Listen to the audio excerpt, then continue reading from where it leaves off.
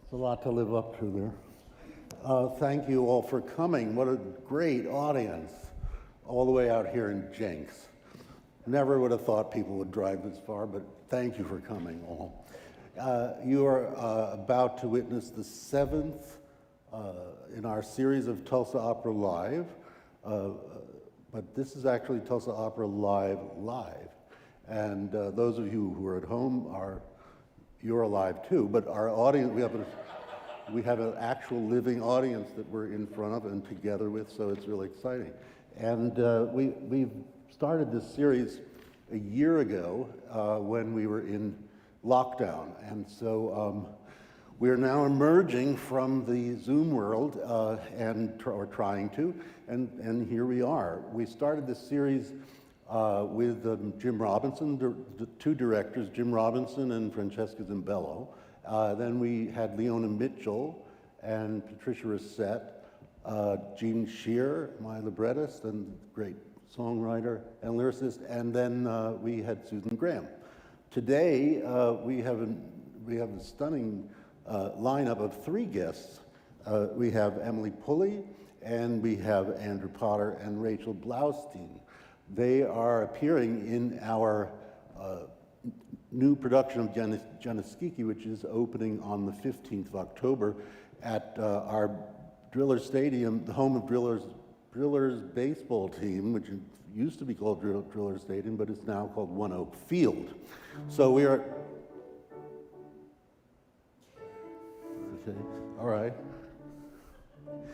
Yeah, so it's our baseball themed Rigoletto, which was such a success last year, that we wanted to go back to One Oak Field, and we're doing Gianni Schicchi because it's a comedy.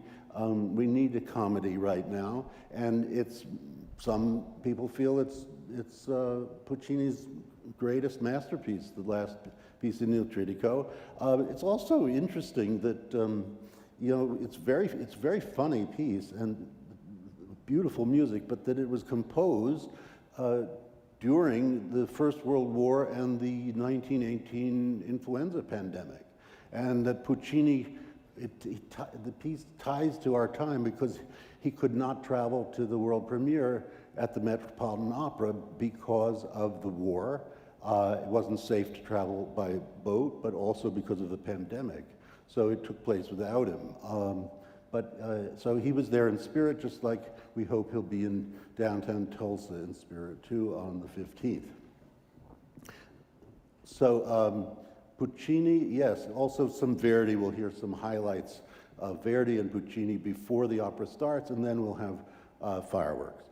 So let me return to my place of origin here and welcome our first guest, Emily Pulley. Emily Pulley has spent over a quarter of a century appearing with opera companies and orchestras across the country and around the world, including 200 performances at the Metropolitan Opera. Emily made her professional directorial debut in 2019 with La Boheme at Opera Ithaca and directed at Opera Steamboat this past summer. During the 2020 shutdown, Emily participated in many virtual projects, including her debut as Zita in Gianni Schicchi at Opera Ithaca, and that's the role she'll be singing next Friday in Tulsa. So Emily Pulley is going to give us a little treat today with some Stephen Sondheim that you'll all recognize. Emily.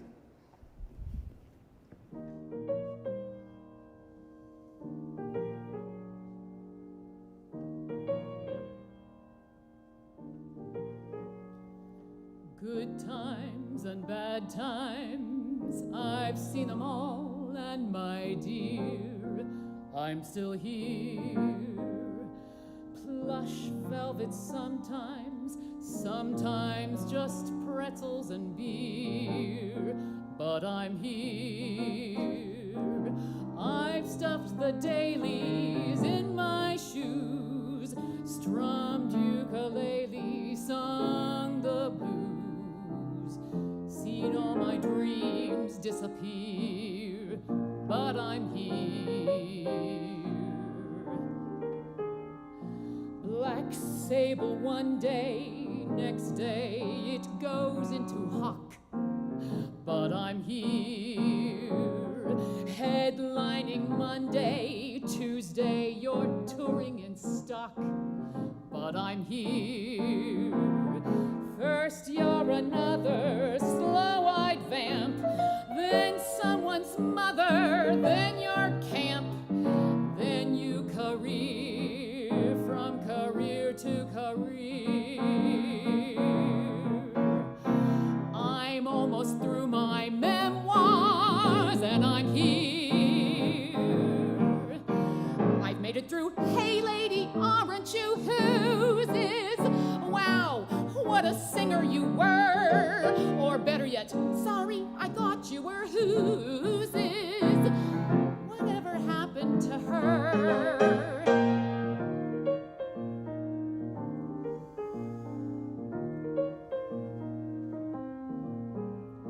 Nerve-wracking headlines, unprecedented, austere.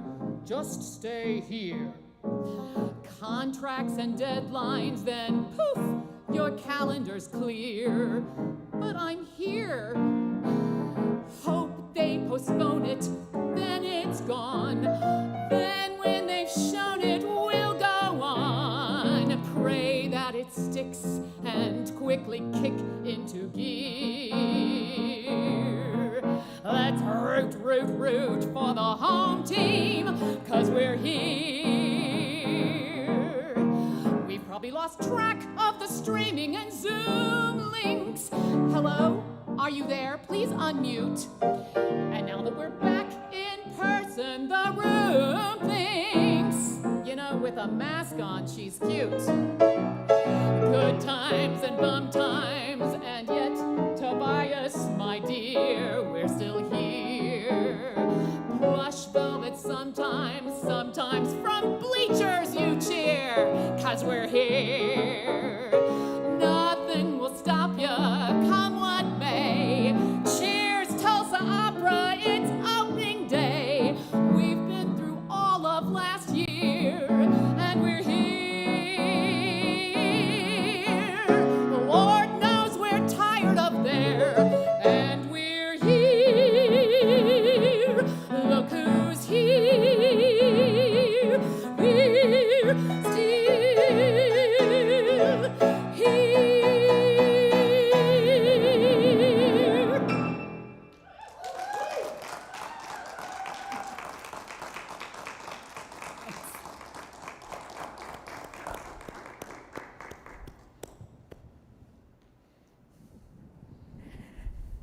Hello. Thank you. So nice to hear I'm still here with notes. That's right, we talked about that. Yeah, it's like, Sondheim wrote those notes, He but did. sometimes you don't always sing them. But Well, I've never heard them before you sang them.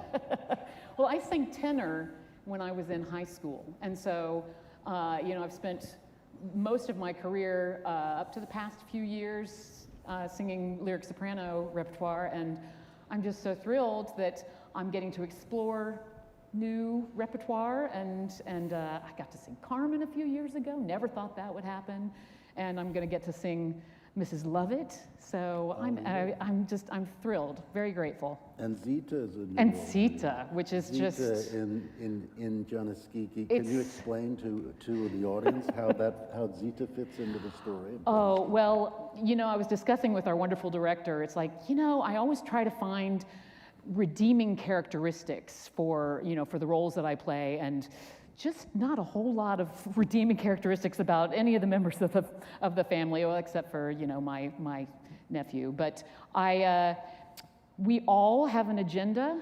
We are hoping that we will inherit great things from my cousin, Buoso, and we're pretty much willing to do anything we can, and that includes enlisting the help of Gianni Schicchi, who always can figure out a plan to get what he wants, and we're just desperate enough to use his help. And well, I don't want to have any spoilers, but it doesn't necessarily play out the way that we. Yes, exactly. I'd like to offer you a nice tumbler of gin. Nice. I mean, some water. A gin, yes. For the. Oh, very nice. Tulsa Product placement. Opera Should I do a Live. little product placement here? Some swag product placement. So the story is basically everybody's fighting over somebody's will. Yes. I mean, and it's one of those things. Greed is timeless. So we are setting this piece, so our director is setting the piece in the 80s, which I think the 80s, there was a lot of greed going on, I think, in the 80s a little bit. And but that is also a lot of fun for me. It's like all these whippersnappers in the cast who didn't live through the 80s. I think it was our notario who's like, yeah, I was born in 1992. I was like, get off my lawn. But, I'm still here. But Well, when James Blasco said, I want to set this in the 80s with 80s clothes and everything, I said, well, what does that mean? I mean, I opened my closet and that's what's in it. Exactly. So, why is that a thing? Yes. But it is a thing. I'm not sure I would recognize it if I was. Well, I'm not sure that over it. 80s fashion was a good idea the first time, but it's a lot more fun revisiting it, I've found. But the whole idea of making fun, I think Puccini, who was from Lucca, was making fun of the Florentine aristocracy, Yes. wasn't he? And Yes. which looked down on people from Yes, Lucca. from the country. Yeah, And we certainly do our share of that, and then pretty much get outsmarted by these, unsavvy country bumpkins. The part of Guccio who witnesses the will, I think we've merged him with. Yes. But he's still there in spirit. You know who he was? His name was Guccio Gucci. And he was a leather maker, and he was the founder of Gucci. And Puccini my knew him. gosh. So that was why he was in there, I think. See, I love stuff like that. Yeah. So that makes me very happy. Yeah. No, I'll forget everything else, but I'll remember something like that. I won't remember where my car keys were, but I'm like, that part was originally Gucci's. Yeah, it's the big things that matter.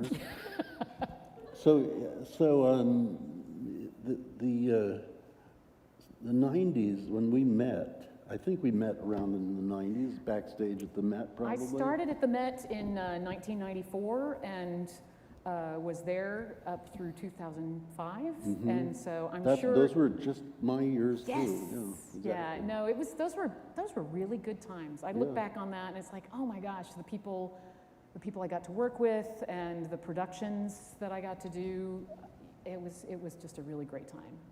It was, and you started working with Jean Shear when we were working together at the same time. We did, I had met Jean Shear through our friend Nathan Gunn before we worked together, but we worked together in Central City. He was the Frosch in Die Fledermaus that I did in 1999, and he's just one of the greats. He just really, really is, and he studied with my teacher, Pat Mislin, and when I remember lived in my building. Oh, she's so lovely, and I remember he came up to her to have a lesson, and she vocalized him for a while, and she goes, Jean, I can make you better, but I can't make you a whole lot better. You write really nice songs. Why don't you do that? Mm-hmm. And so, thank goodness for us, he does. So I'm very similar to what Puccini's experience of God tapping him on the shoulder one day and saying, Puccini, you are meant to write opera. Mind you, only opera. Wow.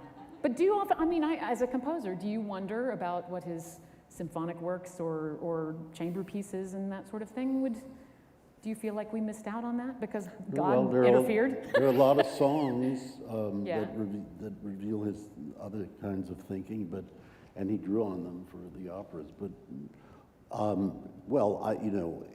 I don't miss the Puccini piano concerti or fair symphonies enough. or Well, and Puccini violin concerto. I think he was very, very, very kind to sopranos, because I feel so lucky that I got to sing Fanciulla, which I think is one of my all-time favorite roles, and I did both roles in Bohème, and now that I've started directing, you rediscover what a genius he was. And he was so ahead of his time, because he knew even then that for an audience to let their guard down, to fall in love, to really appreciate a love story, he would have some big, like a barroom brawl in Fanciulla, or he has, right before Mimi comes on for, spoiler alert, to die at the end of Bohème, there's a big, dance number and sword fight and all sorts, and it's, you let your guard down. And so I think he was really ahead of his time, knowing that we still need that.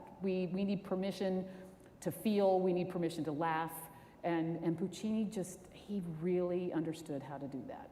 Yeah, well, and he could write a good tune too. The good tune, and also, but good counterpoint, good Yes. harmony. He was really, in a way, a very modern composer. I feel. And I think so too. There are parts of Puccini that could be written today. Absolutely, or they could have been written in Bach's time. Right. I mean, he, yeah. So I feel very, very lucky that I'm still getting to sing Puccini, and there are new roles for me to explore. So. And you're now exploring mezzo roles. I am. I'm still doing some soprano stuff, but I can't compete with the 30-year-olds. But that's I think all we want to do is tell stories and make music, and so I will keep doing that. Are there other mezzo roles that you're looking at? I never got to sing Ellen Orford in Peter Grimes, but I would be just as happy doing Mrs. Sedley or Auntie. So I think I have a term that it's not, I was informed by a German speaker that it wasn't entirely correct, but I call it Schaden andere muss es singen Freude, which is like Schadenfreude, that somebody else is singing the difficult part that you used to sing. So I experienced that. I sang Martha in Faust when I'd sung Marguerite quite a few times, and that final trio, it was really nice to experience that from off stage and just cheer her on instead of hoping that your larynx will stay down long enough to get taken up into heaven. You're very happy to be taken up into heaven by the end of that trio. So I think that that's really fun for me, is getting to re-experience these shows from a completely different perspective. And what about Herodias? Have you ever? Sure. I love music by loud, angry women. It's very fun to sing. And all the times that we spent as sopranos trying to thread the needle and just make the perfect. It's like I'm so happy to have these roles to just sink my teeth into and just let her rip. So. Well, it's great that you're doing mezzo roles, and it's great that you're here. I'm very happy to be here. It's a privilege for Tulsa Opera to have you do your debut here along with Rachel Blaustein. Is there anything you'd like to ask me? Well, I'm really interested in Awakenings. Do you have anything to say about that? Awakenings.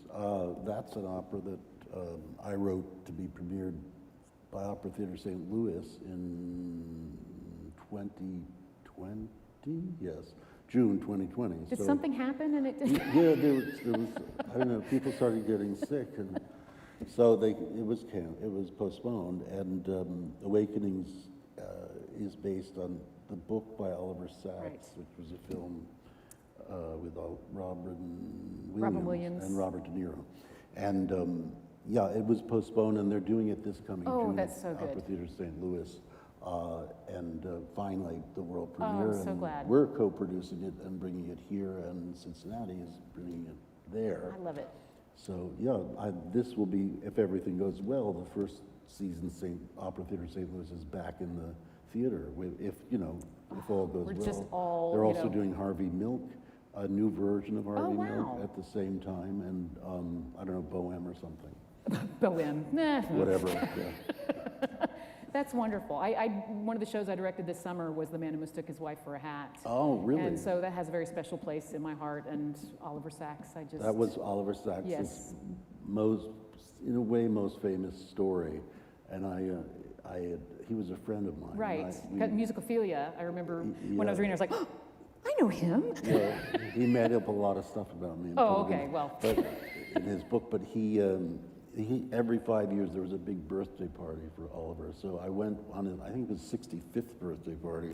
There was a boat rented, and a dinner boat for cruise around Manhattan, and the entire boat was made up of people he'd written about. Oh So my it was really truly, I felt like I was on a cruise ship of fools because there were some really strange people on that boat, and among them, I mean, all very interesting people. Among the most interesting was the wife who was mistaken for a hat. Oh I got my to meet her. gosh. She was 93. I know, and he taught at Juilliard. He taught at yes. Juilliard, which was Yes. never revealed Right. publicly. Because you get on the Google and you try, it's like, who was this guy Yeah, well, really? Oliver, he kept him anonymous. Right. That was the arrangement. And she had been, they were Austrian or German, and they'd been Right. at the world premieres of Wozzeck and, Right. and Lulu in Vienna and everything. And they came over here. He taught at Juilliard, and he was Koussevitzky's favorite Really? tenor, and he gave the American premiere of Das Lied von der Erde and a lot of so other great. things. He was, I don't even know his, I don't know his name because I it just was remember never it was made. Dr. P. Yes, so, yes, so it so- started with the P, but But meeting the wife who was mistaken for a hat was Yes. it was very interesting hearing about Vienna in the 20s. and I think that's another thing that I love about this profession that we're in is I'm perpetually curious about things, and so I get to learn things like about Gucci or about Agnosia and all these, or the more I direct or perform, I learn more about history, about literature, about human nature. So again, it's such a thrill, and from any angle, I'm just happy to be here. Well, we're still here. We're and still here. We're happy to have you here, and we have other people here. Who are going to join us. Andrew Potter.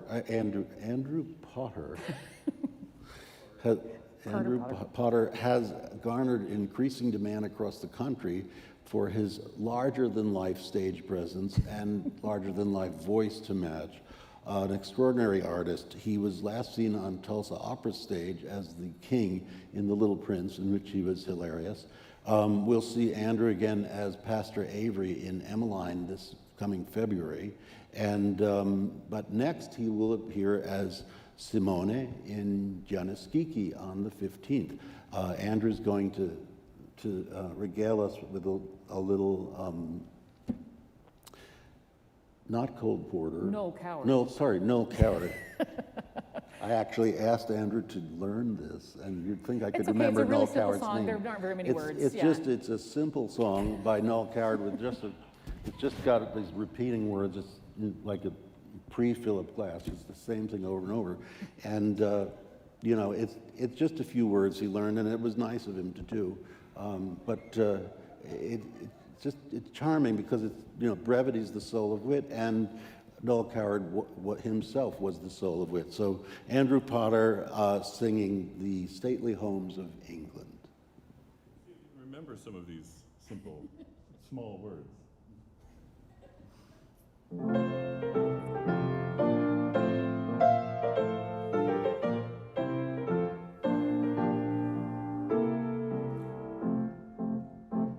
Lord Elderly, Lord Mortimer, Lord Sickert, and Lord Camp, with every virtue, every grace, what avails the sceptred race?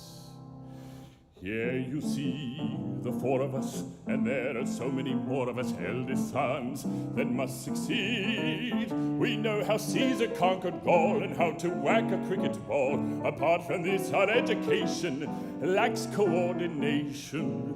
Though we're young and tentative and rather representative scions of a noble breed, we are the products of those homes serene and stately that only lately seem to have run to seed. The stately homes of England, how beautiful they stand, to prove the upper classes have still the upper hand. And though if they need to be rebuilt and frequently mortgaged to the hilt, are inclined to take the guilt off the gidbed, and certainly damps the fun of the eldest son. But still we won't be beaten, we'll scrimp and screw and save.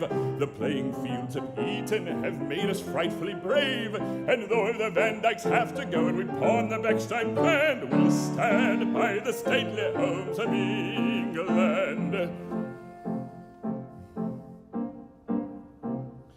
Here you see the pick of us. You may be heartily sick of us, still with sense we're all imbued. We have no time for vain regrets, but when we're forced to pay our debts, it's always easy to dispose of rows and rows and rows of Gainsboroughs and Lawrences, some sporting prints upon Florences, some of which were rather rude. Although we sometimes flaunt our family conventions, our good intentions mustn't be misconstrued. The stately homes of England we proudly represent. We only keep them up for Americans to rent. Though the pipes that supply the bathroom burst and the lavatory makes you fear the worst, it was used by Charles I, quite informally, but later by George IV. On a journey north, the state apartments keep their historical renown. It's wiser not to sleep there in case they tumble down. But still, if they ever catch on fire, which with any luck they might, we'll fight for the stately homes of England. The stately homes of England, though rather in the lurch, provide a lot of chances for psychical research. There's the ghost of a crazy younger son who murdered in 1351 an extremely rowdy nun who resented it, and people who come to call meet her in the hall. The baby in the guest wing who crouches by the grate was walled up in the west wing in 1428. If anyone spots the Queen of Scots and a hand-embroidered shroud, we're proud of the stately homes of England.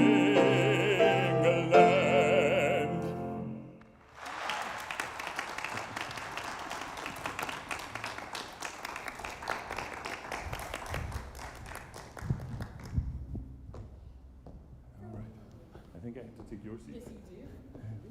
Thank you, Andrew, for It's my learning those few words. Yes, just a couple of them. And I have a little swag for you, too. Is there gin in mine as well? Also gin. Okay, good. I'm typically more of a bourbon guy, but gin will work just fine right now. How did you remember all those words? Since you didn't know them a month ago, did you? No, I didn't know them a week and a half ago. Was it that late that I asked you to do that? Sorry, I had this idea for a concert we did the other night for our donors that because it was on October 5th to do things that only had to do with October 5th, which is kind of absurd because not that much happened on October 5th, although Mary Queen of Scots' trial began on October 5th, and that's why Noel Coward's song. Absolutely. I also happen to love Noel Coward, so. I actually know this about you. It's been really, yes. You did You know told that? me last year. Oh, I did. Oh. Yeah, I just didn't know that you were going to make me learn the modern major general from. That would be easy. That's right. But now you can use it for the rest of your career. That's right. So if anyone needs a good satirical party tune, I'm your guy. And when you sing in England, you can offer that. That's right. For parties too. Perfect. So, and you have a comic character in Schicchi as well. Can you tell us a little about Simone? Yes, I can tell you a bit about Simone. I am a bit offended because apparently your nephew is the only good character in the show. Simone is quite dignified. Whatever. Simone, quite frankly, knows exactly what is best for the family. Well, you are the oldest. Oh, so. well, see, there's some debate about this, but you'll have to come to the opera to find this out. So Simone is probably not the oldest, could tentatively not be the oldest. And like all of the other Donatis, he's after this will. And this is this is pretty funny because in our version, I've had the privilege of singing Simone now. This will be my 4th Schicchi, and 1 Beto and 3 Simones, and this is a really fun version of Simone. As a matter How of does fact, it differ from the others? sure. Well, in one, mine was very comedic, very like found a negligee in the dresser, and then wound up pocketing it at the end. So that was one of the Schicchis. One of my other Simones was very hard of hearing. So that appeared several times throughout the opera. In the version that we're doing, Simone he's a little trashy. He's a little trashy. Yeah. I mean, what does he do that reveals his trash? Well, the first time we see Simone, he's sitting there with a Cosmopolitan magazine next to him, smoking cigarettes. He's probably taking like the quiz, the Cosmo quiz. Yeah, exactly. I mean, he's smokes like a chimney. I will probably have gone through a pack of cigarettes before the entire one-act opera is over. Real ones? Well, I don't think they're going to be real, but who knows? It just really depends on what Brian gives me. But Simone, I digress. Simone is, as the other Donatis, is hyper greedy, wants to get the will, feels like he knows what's best for the family. He and Tita, it's really interesting because I actually feel that they kind of have a love-hate relationship. Mm-hmm. Because they're both cousins of Buoso, and they both share this horrible greed and just disdain for all other humanity if you're not a Donati. But at the same time, they really don't like each other. But when they can help each other, it seems that they join forces a bit. Mm-hmm. So that gives you a little bit of a glimpse into Simone's character. I don't want to give away too much more. And your 80s outfit, are you pleased? Oh, my 80s outfit is fantastic. It's going to be a really nice blue blazer with a nice white button down, and then some epic Spectator shoes with the white wingtips. It's going to be really, really great. Yeah, the costumes they had such a great costume scheme. They're We're really enjoying. Yeah, it's going to be a good time. And Megan Zwick did all of that. She's really a wonderful designer, isn't she? Absolutely, yeah. Absolutely. It's fabulous. And it was really interesting the other day because we got to sit me down and have a look at some hair options and have a look at some makeup options. And so I still don't know if they've decided that they're going to wig me with an amazing wig, by the way, or if we're just going to gray my hair and give me the stylish silver fox look. Nice. Well, you work with Ruth Mitchell, our wig and makeup designer, who's been one of the best. Ruth is delightful. Yeah. Really. I'm sure she'll make you. We got together for a Zoom meeting just to discuss our characters, and I'm very excited because I'm going to have full-on 80s hair, which I didn't have in the 80s. I said I failed in backcombing school, so she goes, oh, I did not. So I'm really excited for my hair to reach new heights. So something to look forward to. Well played. Apparently, one of the inspirations for my possible wig is Karl Lagerfeld. Uh-huh. So it could be fantastic. So imagine this nice white head of hair and a ponytail, just chain smoking the entire time. That's my character. I'm looking forward to seeing these outfits and hairdos because I think I missed the 80s somehow. I was busy with other things and it just flew right by. Well, it's not like you were busy, Tobias. A few things like going on. I mean, I remember Reagan, the Challenger, Bush, Clinton. Yeah, that was about it, right? I remember half of those. Half of those. Well, you're different vintage, I think. That's right, slightly different, but still So tasty. you don't remember the 80s, do you? I remember some of the 80s. I was born in 83. Oh, So, God. yeah, I know. well, that's better than 99. Yes. Yes, that's true. Yeah, I split the difference between you and our friend Rachel over there. So, Well, Rachel Blaustein is actually joining us here Yes. this evening. And Rachel is poised for a bright and huge career. I think she's going to be a big star, which happens with many of the younger singers that first sing in Tulsa. It happened to Will Liverman. He was in The Little Prince with you Yep. a few years Just ago, performed and at he the Met. just became a superstar at the Met Exactly. last week. And I was very proud of that. Rachel is a wonderful young artist, and she's no longer a young artist, but, well, she's young, she's an artist, but not a yap, what we call yaps. But she was an apprentice at Santa Fe Opera, where she made her debut this past summer.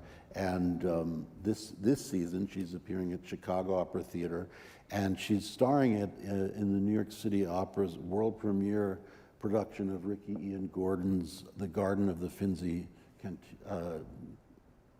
Cantini, the Garden of the Finzi Cantini. And that is really exciting. And Rachel's playing Loretta in Gianni Schicchi, from which she will sing the aria we all know, "Oh mio bambino caro."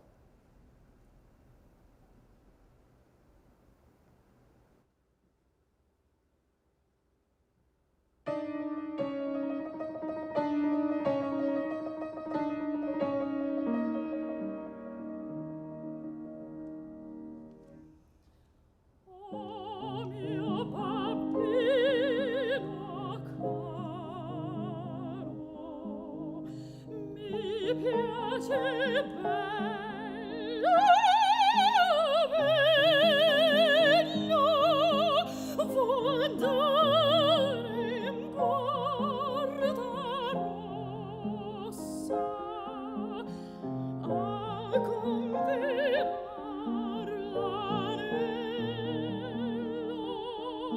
Sì, sì, ci voglio andare,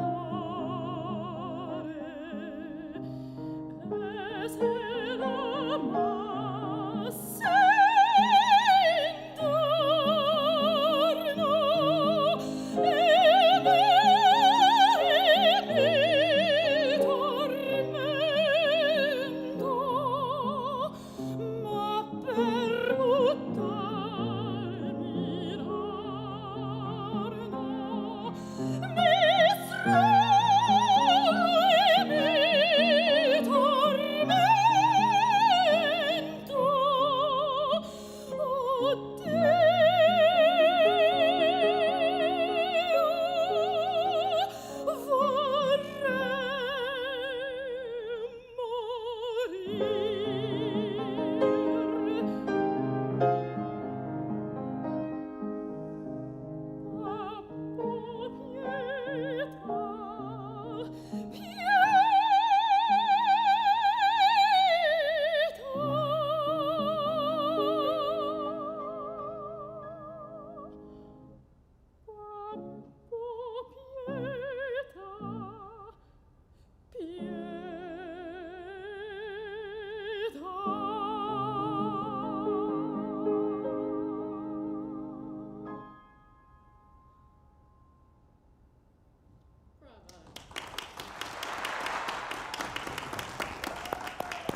She certainly did.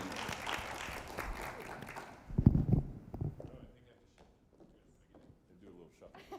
Be my guest. Actually, be his guest. Thank you. Thank It you was so much. beautiful. Thank you. Would you like some? Oh, I'm so excited about my little Libation. Tulsa opera swag. That was really, really beautiful. Thank you. So I guess I saw A Room with a View when it came out, and all I remember about it is Pino Caro. Yep. It made it very famous. Yeah. So is this your first Loretta? This is my first Lauretta. I actually this is my first main stage debut. I covered the role at Opera Santa Barbara back in 2016 when I was a young artist there. But this is my first time doing it on stage, and I'm really, really Wonderful. excited about it. Yeah. So Tulsa opera debut and first Loretta. Yeah. I like it when it's Two in a one. role debut too. Yeah.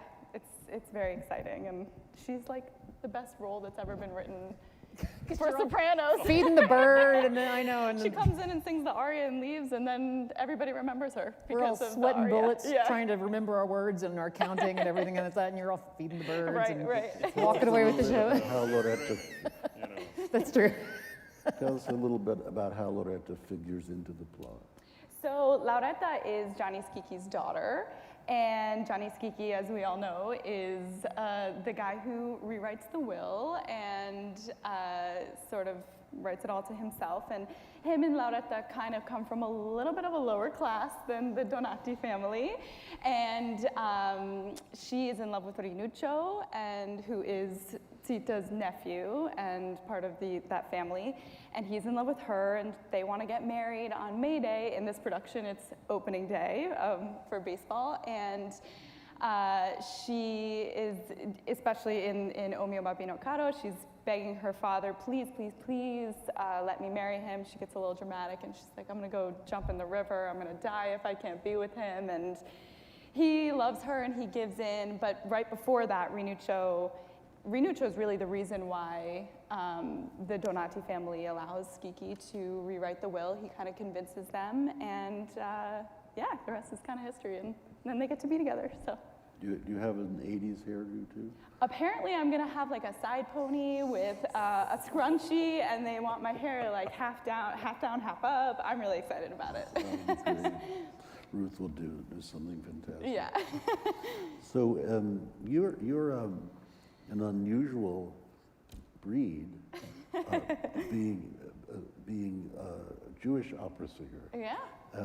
I also am unusual breed in being a Jewish artistic director. Not a Jewish composers. There are a few. True. But true. but that is it is rare to meet. There were some greats, Richard Tucker and Robert Merrill. Who else? Beverly Sills. Beverly Sills. Neil Schickoff. You said Richard Tucker, didn't you? I don't know. There's like really not that many. Not that many. No. Which is kind of cool and feels special to. Do you know Giuseppe Gare? So, do you know her? I know, yeah. You know yes, Giuseppe, yeah. We've never worked together, but yeah. Oh, she was the one who she was in Emmeline, the first production in Santa Fe, and she was the one who pointed this out to me, because I never thought about it before. Wow. So I always notice it. Yeah. Yeah, but so we're very happy to have you. What do you think of Tulsa so far? I've never been to Tulsa. This is my first time. I've been to Oklahoma City once, only for one night as I was passing through actually on my way to Santa Fe this summer. Tulsa's great. It's small, but it's kind of lovely. I like that I can walk to rehearsal from my hotel, and all the buildings are low, I guess, because of the tornadoes that rip through here, I'm guessing. No, they were just there. Or maybe they're just... You mean all the parking lot? There used to be all beautiful Art Deco buildings downtown. Yeah. Oh, wow. I don't know. People needed parking lots more than beautiful Art Deco skyscrapers. Yeah, it's lovely though. Everybody's been super kind, and I love that I can just kind of get around. I've been using those little Lime scooters that I've seen. They're really fun. Good for you. Good for you. Except you can definitely get hurt on them, so be careful if you take them out. And what have you seen? What have you all seen in Tulsa? That's, Well, the Gathering Place, I think, is that's really something else. Yeah, the and I stayed the apartment I stayed in my first week here was in the Adams Hotel building that's now been converted to apartments, and that's a gorgeous building. But yeah, it's really lovely. Yeah, I went over there on one of my first days, and I was like, oh, it's beautiful. It's gorgeous there, and new. Yes. Apparently. Well, renovated and but yeah, just driving around downtown, and some of the architecture is just lovely. Yeah. And the The people are Gathering great. Place, our opera outreach artists will be doing a program there on Thursday at the Gathering, great. Gathering Place. I was just They're going, oh my part of- gosh, it just goes on and on and on. So yeah, it's lovely. Yeah, there's something called the Reading Tree, and they're Yes. they're part of story time there. Yeah, it's great to be a part of the Gathering Place. People come from all over the world just to go to the Gathering Place in Tulsa now, this new park that wasn't there when I came down here 6 years ago. 3 years ago. 3 years, Yeah. I think, yeah. Oh, And wow. they have great ice cream. Have you tried the ice cream? I haven't sampled that, but now it's on the list. I Good have to good tell check it out. how Rachel and I met, which Oh my gosh, yeah. so we were our first day of rehearsal here. I said, "Oh, it's so nice to meet you." She goes, "Oh, we met a few years ago. You were one of my Met judges." Emily was, so I did the Metropolitan National Council auditions, which is a competition for young singers, and Emily was one of my judges, and I did the Washington District in 2017.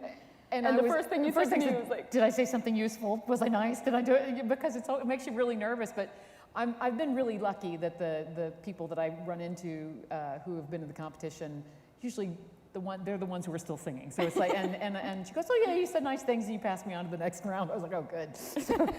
But I mean, just such a glorious voice, as you heard, and so I can't wait to hear more and more from you. yeah. Good to have you. Yeah. So, and Andrew, have you gotten around Tulsa at all? I've been around a bit. I found a really great place called High Gravity Brewing Company. And everybody else is like ice cream and parks, and I'm like, hey, I found some really good meat. Yeah, we actually went over there. My wife and I stopped in the other night, and actually it was random that it was trivia night, and we actually bumped into our friend Michael Grogan, who is one of the weathermen here in town. Oh, really? And so it was completely random because we just were looking for a place to go have a drink after a long day, and we had a great drink and managed to catch up with our friends. So yeah, Pippin's Tap Room and High Gravity Brewing Company. Really enjoyed going over there. Other than that, I've been at rehearsal. Where do you think? Pretty much. Yeah. So maybe you could put in a good word with the weatherman about next Friday, since Yes. we are Yeah. performing outside. I don't know if he has power over these things, Oh, but I I thought will. they did. You know, I will certainly see what Mike can do for us. How do you feel about performing outside in a baseball park? Has any of you done that before? I used to do, the Met used to do performances in the parks all But around. in baseball parks, they did Yes. perform in baseball parks in the early 20th Right. century, but I don't think it maybe. did No, they? there are different types of parks, but you know, anytime you're performing outdoors, it's just a whole different, well, ball game, if you will. Yeah, it is a different ball. But this is different because the way the seats are, the way you feel when you're on the field, on the diamond, and there's something intimate about just the way they're raked and how they surround you. It's a very nice feeling, I think. to I'm sit very there. excited. It's I going to think be a lot of fun. I also think that with the pandemic, all of us have learned to kind of roll with it and perform in various places and various atmospheres and various technology and microphones, and like it's been a real learning curve in a lot of ways. Just going through the year and having to emerge from the pandemic and different COVID protocols and things like that. You know, sometimes we're outside, sometimes we're inside, sometimes we can wear masks. You know, masks, no masks, like, and it's in a strange way. I mean, this is not the first time I will have performed outside since the pandemic. Right. Yeah. Probably Right. the same for you all. Same. And so, let's do it. it's great. No, As long as people, you know, well, if you build it, they will come. Oh So my many baseball gosh. references. No, but I think as performers, we're grateful to have any way to connect That's right. Yeah. with our audience in person. You know, the live streams. I'm so grateful that those were available to us and that we were able to connect. But there's just something even about being in the same space. Even if it's a really, really big space, I still feel like that's such a great shared experience. I think So maybe we're all more grateful now than we were. I think so. before. I hope so. I hope that's something that remains. I hope that we continue to feel like what a privilege it is to get to do this, and you know, grateful for the people who have stuck with us through this, because you know, we were all getting a little, you know, screen weary, but at the same time, it's like there was such a hunger for that connection, and it'll just be really nice to be able to feel that connection in person. Yeah, I think you're going to feel it at the baseball park, for sure. So getting back to Tulsa and the things around that there are to do around, you didn't mention, I think the two of you were out to see the Golden Driller, weren't you, Rachel and Emily? We have a picture, I think we have a picture of you. There you are. And he's really an icon for Tulsa. Is that you, Andrew? Is that you? No, I don't think that. looks like No, I don't think that that's me. no. Andrew did visit the Golden Driller separately. Yeah. We have a shot of that. There it is. Yeah. That is going to be framed and on your wall. I mean, I at think home, I'm it should thinking. be. He and I became good friends. Nice. He told me it was really nice to have somebody to look up to. Oh, well played. So the state fair is going on right now, right behind him until tomorrow. I think is the last day. So. Yeah, I heard that. We have rehearsal. We have Well, rehearsal. yeah, but also it's supposed to storm, I think. Oh. The day tomorrow Oh, too. don't so say that. hopefully not. Let it get over with tomorrow. Yeah, exactly. Let it get out, Yeah, out of the exactly. system. So how tall are you, Andrew? I'm 6'10". 6'10". Do you know any singers who are taller than you? I don't know any that are taller than me. No, I know some that are close, but I've never been in a rehearsal hall with anyone taller than me yet. I'm sure that they're out there, but it's always really funny usually the to shortest. come across Yeah. other singers who are tall, and then they walk into the room with me and they're like, "What?" Like I remember actually in 2015 when I was at Des Moines, where Rachel and I met. I was covering Matt Bowler as He's a tall Osmin. guy. But he's 6'6", right? Something like No, that? I think he's like 6'8". Oh, okay. So quite tall, but it was, for him, he was like, this never happens to me, ever. And so I'm sure that one day it'll happen to me and I'll be just as stunned. But up until now, I am the tallest opera singer that I am familiar with. So you haven't gotten to do like a ring cycle where you could be an actual. I have, yeah. Oh, okay. So you're an Yes, actual yeah. giant. Yep. So that's I great. have You don't have to sung wear the lifts. Fafner. Oh, there you go. You were the captain in Florencia when I first heard you, and that was a great role for you. Yes, yeah, I loved that. What a beautiful opera too. I really, really enjoyed that. And you're the symbol of religion in Emmeline, Pastor Avery. So Yes, that's something not quite so comedic. It'll be. No, it's not, but it's just interesting that you're so monumental and that it was such a monumental aspect of that. Well, thank you. Yeah, I'm really looking forward to that. It's going to be an amazing production. So beautiful. So thank you for being here. I want to especially thank Aaron Beck for your beautiful playing. Yes. And I have to give him a shout out. His super titles for the Gianni show Schicchi, are all they're done by just Aaron just Beck, are hysterically superb. funny. Oh my They're gosh. Yeah. Really, I mean, really, he really really hit great. a home run with those. He totally. He really stepped up to the plate. Knocked it out of the park. That's right. Your turn. I got nothing. You're not going to take a It's swing at it? okay. You're Oh, Bill. So I think Aaron is supposed to be my Ed McMahon for this. So Aaron, I think did you have some questions from the studio audience or We the do. home audience? Oh no. We have some questions from the online audience. And I'll start first by returning, well, since Emily gave me such a lovely compliment. Paul online says, Emily is a marvelous singer and a lovely person, and she brings such passion to her work, and he really appreciates that. Tell him the check is in the mail. But we do have a couple of questions, one from Julian, talking about how Gianni Schicchi was performed originally in such catastrophic conditions with the 1918 flu. As artists, and this question is for all of you, do you write and perform more to make us forget about recent problems and disasters, or to engage with those problems? It's a pretty deep question, That's deep. actually. Wow. But Wait, do you I need a think drink. of what you do? Do you think of what you do as healing, or do you just think of it as this is the art that I present and how it's received is the business of the audience?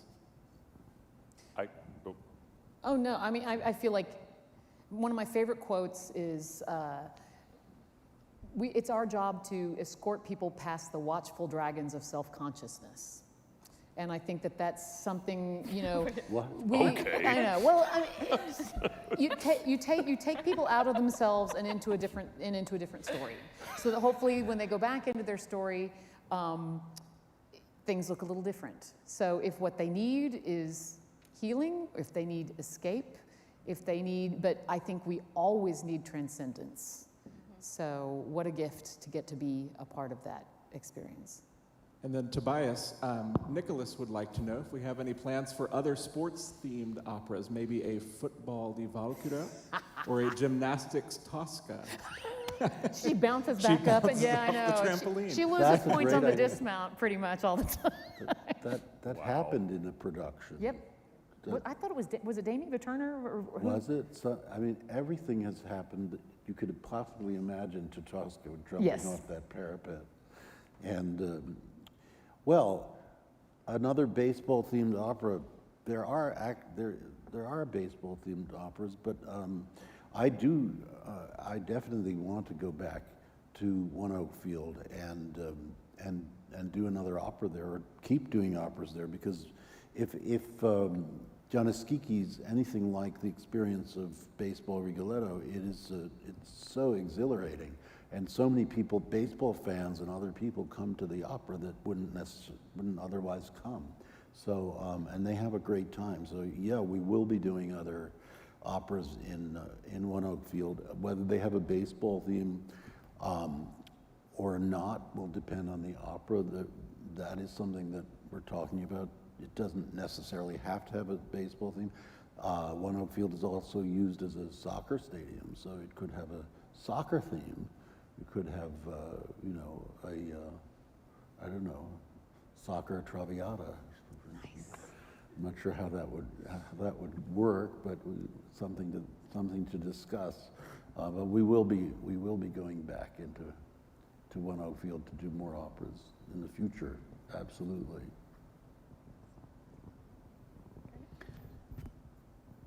Was there any other question? I think that's all the questions we have from online. I don't know if Nicole has any questions from in the live audience here.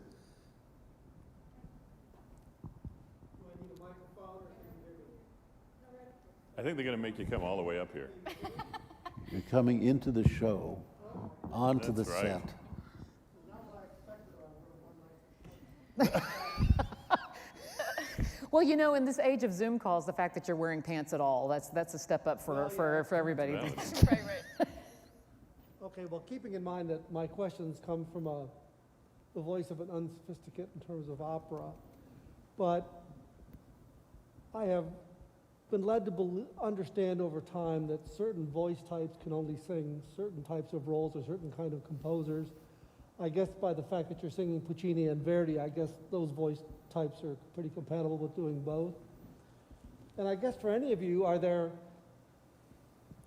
any opera roles you'd like to sing, but because of your voice or the repertoire that you've developed over the years, you just kind of accept that I just can't do that role and sing the way I sing?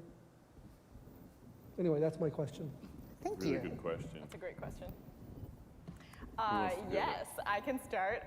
There are many roles that I would love to sing, and for example, my voice, where it sits right now, is more of like a light lyric, and I'm hoping in years to come, as it continues to develop, I'll step into some more lyrical roles. We'll see, like Mimi and Bohème, and oh gosh, there's millions. But I'm hoping, like right now, I wouldn't feel comfortable singing something like that, even though it's like the most gorgeous music ever written.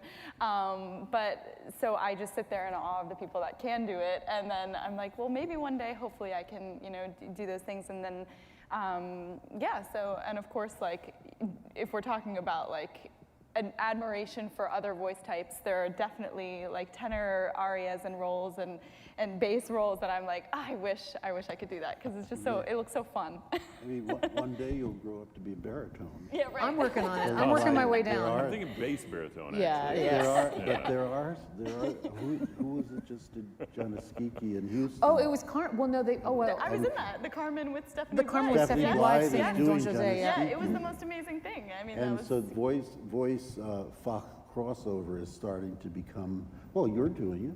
Well, I tell you, back in my day, we had to choose. The last words out of my mouth, I knew I wanted to be a music major, but I asked my high school choir director, I said, should I study voice? And he goes, yes, you should go, and you should study with my teacher, and she'll whip you into shape.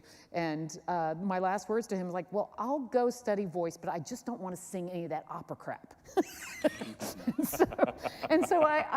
But I just sang whatever she put in front of me, and then of course I fell in love with it.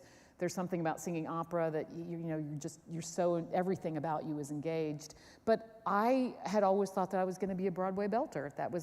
We were talking about this in rehearsal. It's like most opera singers, unless you just knew right out of the gate that you wanted to be an opera singer, we wanted to be like rock stars or musical theater, and you find opera and fall in love with it. But we had to choose. We weren't allowed to be do musical theater things. People are like, oh, clutch pearls. But I'm so grateful now that now you're expected to be able to do both. It's not just that you can, but they really intend for you to be able to just run the gamut. And so I'm thrilled because there were some higher roles that I wish I could have done back in the day. But boy, I'm so happy to be doing the stuff that I'm doing now. You keep going lower. Yeah, I am. I tell you. See you down here. That's right. You must be this tall to ride this ride. right. Yeah. Andrew, you're going to be a coloratura one day. That's right. Yeah, I mean that's really my aspiration. Dramatic coloratura, please. Yes. Yeah. There no- is such a thing as a coloratura bass, right? Yes. Oh, yeah, for sure. One of the things that I really love that has kind of changed, I believe, in our industry is there is kind of a new way of thinking, which is if you can sing something well, sing it. Yeah. And I think that there's some merit to that. Now, one of the things that I have found as a bass have aged, my voice has settled. I used to sing bass baritone rep with no fatigue, no problems. I've sung Scarpia, I've sung Belcore, I've sung, a lot of these roles that people would consider to be bass baritone, and even on the baritone side, if you're thinking about, say, Scarpia. I've gotten to a stage of my game now where can I still do those things? Absolutely. It's just a function of, do I really want to? Do I want the fatigue that's going to come with And the stress singing? and the worry. Yeah, exactly. And so I think part of it is learning to sing what you can sing well, and then go and do that thing. But then I think the other thing is really finding what I would consider your sweet spot. And I am a basso, and so can I emerge and sing a bass baritone role? Absolutely. If somebody wants a really towering presence at like one of the bass baritone villain roles, I'm all for it. But if somebody also wants a Zarastro, that I know that like rain or shine, I can walk out and sing, then that's what I am tending toward now. So I don't know. Would you ever sing Visitarte?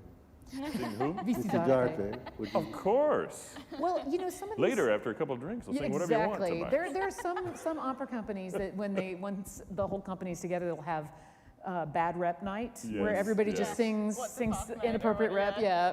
What the fuck? But it is becoming more acceptable. We have a young tenor named Aaron Crouch who's making his debut with us in February in M-Line. He's 23, and he has his own YouTube channel. It's called What the Fuck. Yep. Have you seen that? I've he sings heard- everything Yep. That's awesome. brilliantly too. So sure. it's breaking down barriers. It's very interesting to hear a different voice type sing something that you only associate with another type. That's right. Yeah. Whatever works to tell the story. Yeah. Really. Yeah. And I think that's Leona Mitchell is singing in Emmeline, and people will hear a voice they never knew existed in Leona Mitchell. She's using a range she was taught never to go Right. near.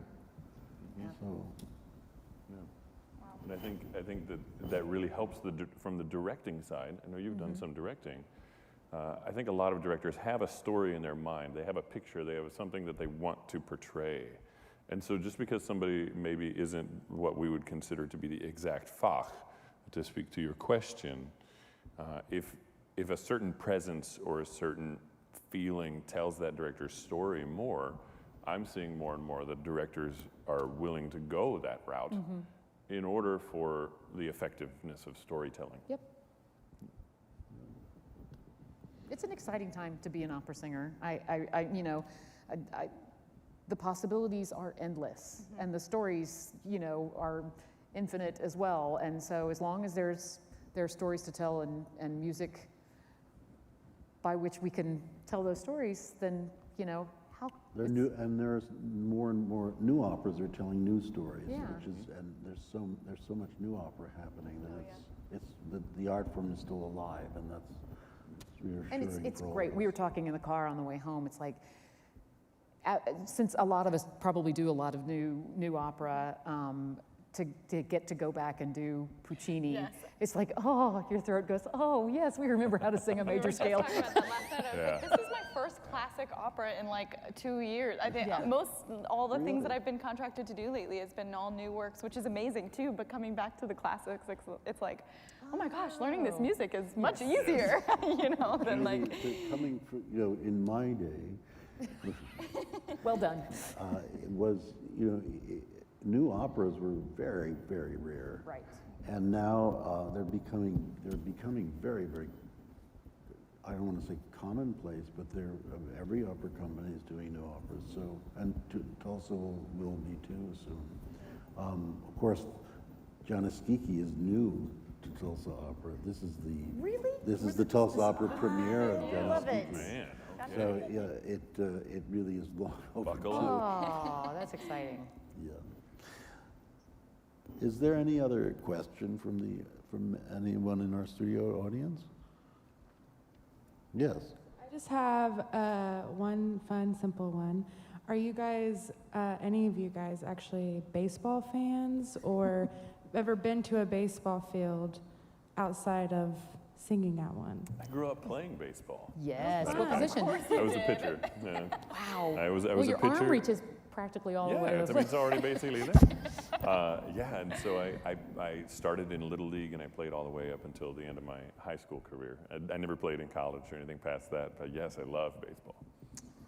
And my mother established the College Station Girls Softball League when we grew up I'm from College Station, Texas, and so it wasn't a question of if we were going to play softball, but yeah, and so I played softball all the way up until high school, and then I've gone to several baseball games. I mean, I'm in New York. I don't know that I'm a Yankees fan, because I don't know if you're from Texas that you can be a Yankees fan, but I enjoy the game very, very much. It's a blast. Yeah. And you too? Yeah. I grew up with a sports-loving family, so right outside of Baltimore. So I grew up cheering for the Baltimore Orioles, who are terrible, but we love them anyway. So yeah, I love going to the ball games. We had to play baseball in elementary school, and I remember just being terrified that I would miss the ball and it would kill me. So I was, whenever baseball time came up, I was really traumatized by it, I must say. But I liked softball because it did hit me once and it didn't hurt that much. My brother broke his nose playing softball, and then a couple years later broke his jaw. I said, "How'd you break your jaw?" He's like, trying not to break my nose again. So he turned his head. My mother was a big baseball fan, which I never understood. But I became, when we did baseball Rigoletto, being out on the baseball field, being in that environment, I suddenly realized, well, no wonder this is America's sport. There's a magic to the baseball diamond. and to just this whole world of baseball.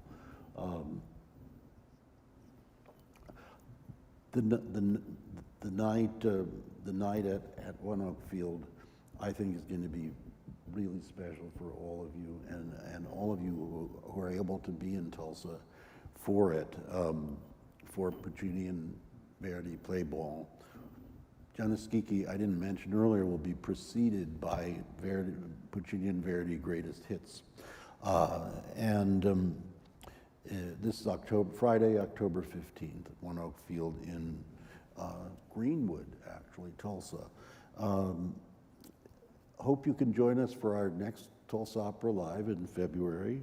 And thank you all for joining us tonight. Thank you, guests, for coming and singing such beautiful music for us and for partaking of this event.